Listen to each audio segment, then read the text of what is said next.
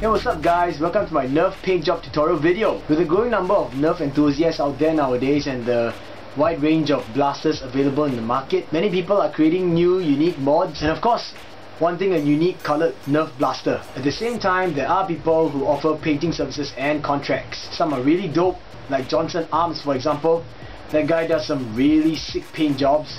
But of course, there will always be one or two out there who ride on this wave and charge you high prices for crappily painted shit. She's phony, she's fake.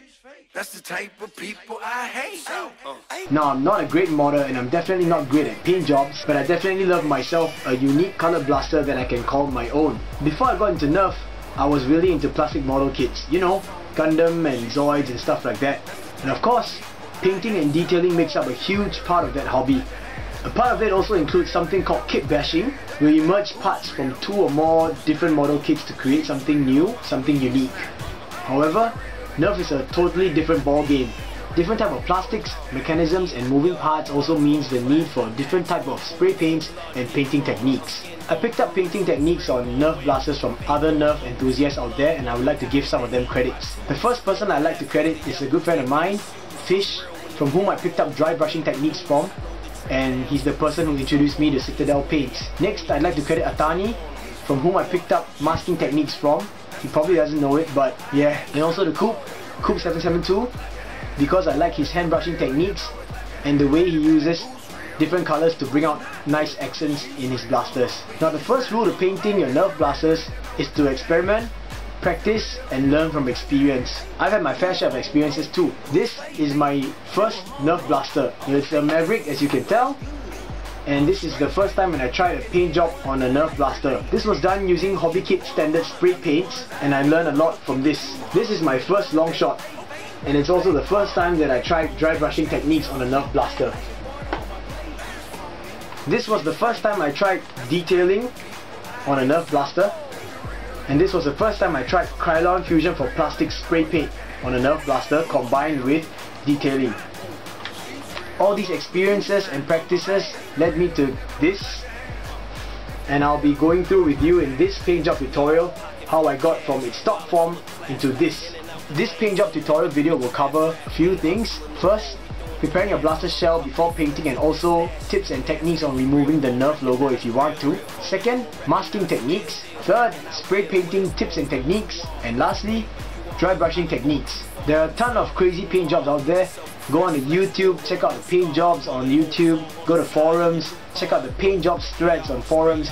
I get inspired all the time and you should too. Have you seen AkimboAssassin's Snakeskin Nightmare, aka the Nightmare? What about Atani's Weapon X crossbow? Or makeitgo's Flaming Octoshot? And of course, Girly Gamer's Math 2D2. And you have to admit, those paint jobs are nothing short of awesome. Those paint jobs made me swear out loud when I first saw them, and I definitely hope to get to that level someday. But before you get to that level, you need a solid set of fundamentals to painting techniques. Practice, practice and practice. The last thing is also the most important thing. Patience. Exercise a lot of patience. Paint takes time to dry, so don't rush it. With all that said, let's begin. 1.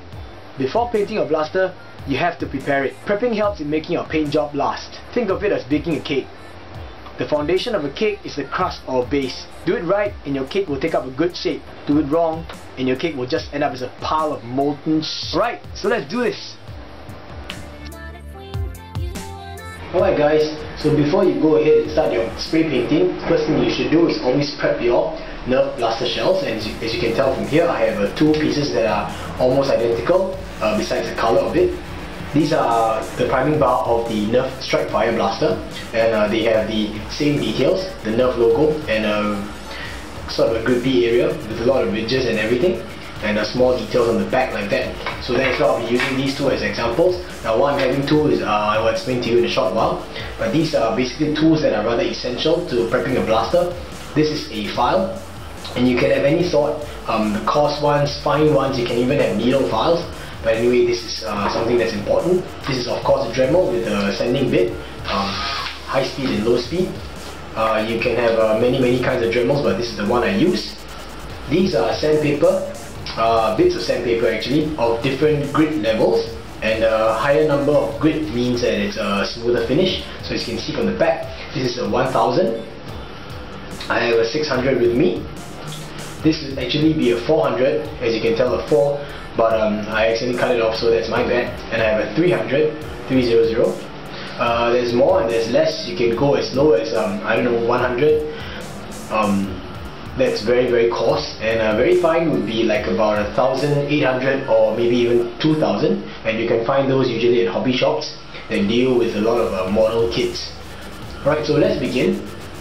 Now, why I chose to have these two pieces is because I want to show you the difference between just using a Dremel to Dremel off the Nerf logo, and as opposed to using the Dremel to lightly Dremel off the Nerf logo, using a file to file it flat, and then using sandpaper to run off the edges. So I want to give you a comparison so you can tell what makes a good and not a good preparation for your blaster, and what will happen if you don't prepare it well. So let's move on to the next part where I actually start to Dremel it off. Right, so I'll begin with Dremeling off the Nerf logo on the orange piece. The orange piece is going to be the one that's just Dremeled without any filing down. So please take note that there is a little R logo, the register logo. I know you can't really see in the camera, but it's there. Alright, so Nerf logo.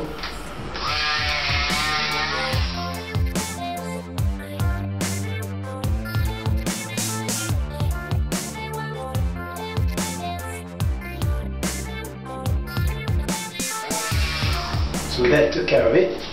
As you can tell, the Nerf logo is completely gone. These are just scratch marks which will go over when we paint it. So this I've done with just the Dremel. Alright, now I'm going to compare it to this one where I'm going to Dremel it lightly on low speed. That was on high speed, and then I will take the file to it and try and file it down to make it even more smooth. Right, so let's go on low speed and we'll gently remove the Nerf logo this way.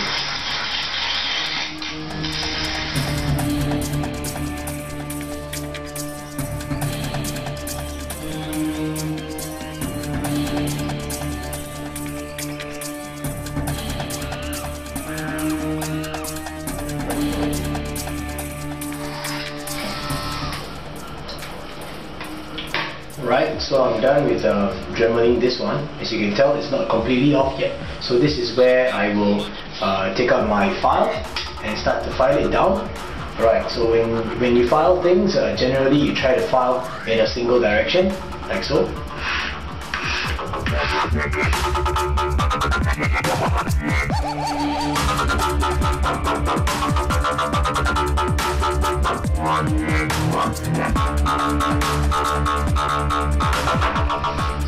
Alright, so once you're done with the filing, you can tell it's a lot smoother now. The Nerf logo is not completely gone yet, but that will be taken care of by the sandpaper. Comparing to the orange piece, as you can tell, it sounds a lot rougher than this. Yep. So now what happens is a big flat file like this is ideal for a piece of plastic that is flat like so. If you wish to go into like for example ridges and stuff like that, you might want to consider either using sandpaper or using a needle file. Alright, so now next step, we're on to the sandpaper, and I'm going to go through how to sand off these two. Alright, so see you in the next part. Alright, so we'll start with the orange piece, and with sandpaper, please always remember to start from the lower grid and slowly go up to the higher grid. So I'll be starting with the 300 in this piece. I'm only going to sand this area so that we can compare. To be fair, on both sides, I will only sand on these areas over here. Alright, so 300 first.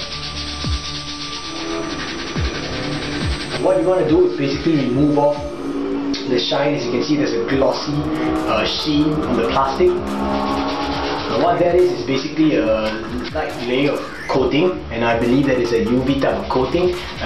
What happens is anything that's really glossy or smooth finish will provide less grip for the paint that you're going to spray on. Generally we use primer to help to adhere the paint onto the plastic, but by removing this you actually increase the amount of grip that the paint has, and therefore the paint will hold on longer and it will last longer on your blaster. So that is the reason for why you want to paint, for why you want to sand the pieces down. Alright, so we're done with the 300 on this piece. I'm going to go to 300 on this piece.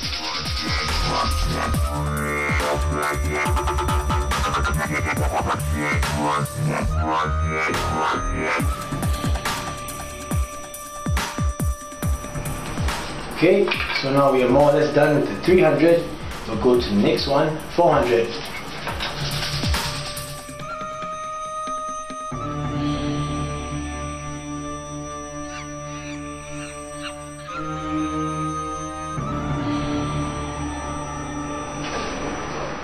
Alright, next up, 600. Just don't care. Well, if you're ready like me to rock real free, somebody say, oh yeah, somebody say, yeah.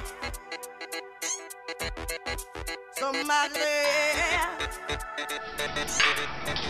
And finally, I'm only going to do a 1000 on this piece. So I'll leave this at 600 just to show you the difference in finish when you after you have done with your spray paint.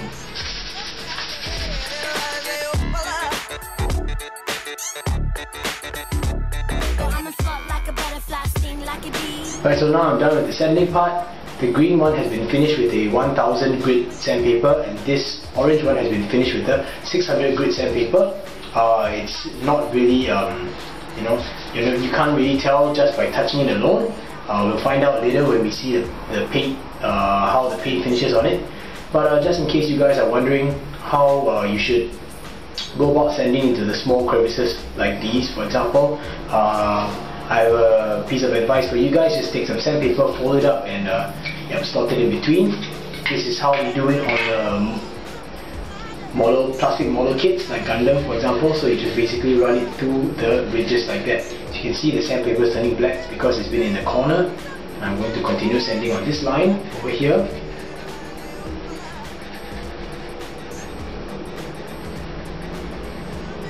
So that now you can actually see a thin green line on the bottom. Let me try another one to show you guys.